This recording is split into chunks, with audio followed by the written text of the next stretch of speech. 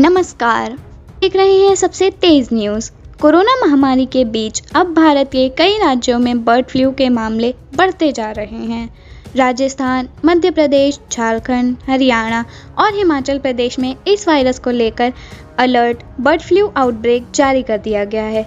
Poultry farm, जल आश्रयों और प्रवासी पक्षियों पर विशेष निगरानी रखने को कहा गया है। साथ ही संक्रमण फैलने वाली जगहों पर मांस बेचने पर भी प्रतिबंध लगाया जा रहा है।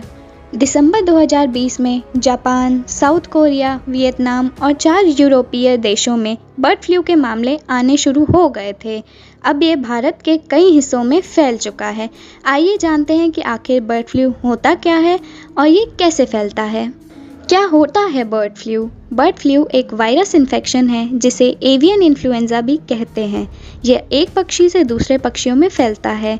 बर्ड फ्लू का सबसे जानलेवा स्ट्रेन H5N1 होता है। H5N1 वायरस से संक्रमित पक्षियों की मौत भी हो सकती है। ये वायरस संक्रमित पक्षियों से अन्य जानवरों और इंसानों में भी फैल सकता है और इसमें भी ये वायरस इतना ही खतरनाक है। इंसानों में बर्ड फ्लू का पहला मामला सन 1997 में हांगकांग में आया था। उस समय इसके प्रकोप की वजह पोल्ट्री फार्म में संक्रमित मुर्गियों को बताया गया था। 1997 में बर्ड फ्लू से संक्रमित लगभग 60% लोगों की मौत हो गई थी। ये बीमारी संक्रमित पक्षी के मल, नाक के स्राव, मुंह की लार या आंखों से निकलने वाली पानी के संपर्क में आने से होती है। H5N1 बर्ड फ्लू इंसानों में होने वाली आम फ्लू की तरह एक व्यक्ति से दूसरे व्यक्ति में आसानी से नहीं फैलता है। एक इंसान से दूसरे इंसान में तभी फैलता है जब दोनों के बीच बहुत करीबी संपर्क हो, जैसे कि संक्रमित बच्चे की देखभाल करने वाली माँ या घर के किसी अन्य संक्रमित सदस्य का ख्याल रखने वाले लोग।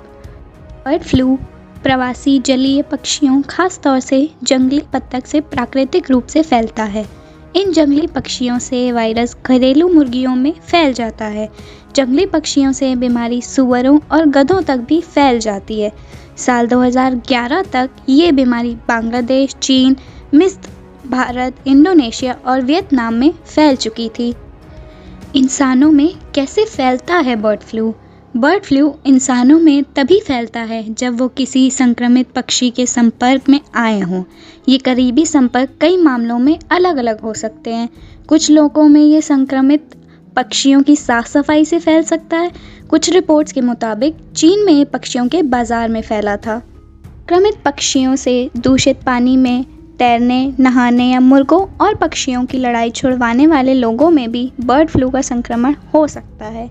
इसके अलावा संक्रमित जगहों पर जाने वाले कच्चा या अधपका मुर्गा अंडा खाने वाले लोगों में भी बर्ड फ्लू फैलने का खतरा होता है। H5N1 में लंबे समय तक जीवित रहने की क्षमता होती है। संक्रमित पक्षियों के मल और लार में यह वायरस 10 दिनों तक जिंदा रहता है। बर्ड फ्लू के लक्षण।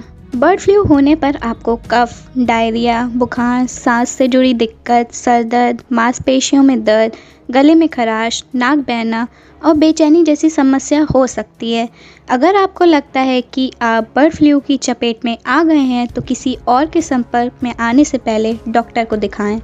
है इलाज। अलग अलग तरह के बर्ड फ्लू का अलग अलग तरीक़ों से इलाज किया जाता है, लेकिन ज़्यादातर मामलों में एंटीवायरल दवाओं से इसका इलाज किया जाता है। लक्षण दिखने के 48 घंटों के भीतर इसकी दवाई लेना ज़रूरी होता है।